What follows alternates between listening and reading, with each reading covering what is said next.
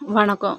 ஒருத்தர் சொன்னாரு, கரூர்ல இறந்தவங்களுக்கு 41 குடும்பத்துக்கு வேலைவாய்ப்பு குடுக்குறாட்டிருந்தா, எல்லாரும் போய் அதே மாரி மீட்டிங்ல எல்லாரும் இறந்துரலாம். இறந்தா தானே எல்லாருக்கும் கவர்மெண்ட் ஜாப் கிடைக்கும். அப்படின்னு கஷ்டப்பட்டு படிக்கிறவங்களுக்கு வேஸ்ட்டு தானே அப்படின்னு சொல்றது ரொம்ப தப்புங்க நீங்க பேசுறது. நாமளா போய் அடிபட்டு செத்துருந்தா ஆமா. அந்த மாரி குடுத்துருந்தா ஆமான்லாம். இவங்க வந்து கொல்லப்பட்டுருக்காங்க. சுய என்ன சொல்றது? சுய வேலைக்காக கொல்லப்பட்டுருக்காங்க.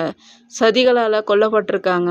அவங்க இருந்திருந்தா அவங்க குடும்பத்துக்கு ஒரு வருமானம், ஒரு பலம், வசதி எல்லாமே இருந்திருக்கும். அந்த இடத்துல இருந்து நீங்க யோசிச்சு பாருங்க. தயவு செஞ்சு தெரியாமலாம் பேசாதீங்க. தானா போய் இறக்குறது வேற, கொல்லப்படுறது வேற. 2த்துக்கும் வித்தியாசம் இருக்கு.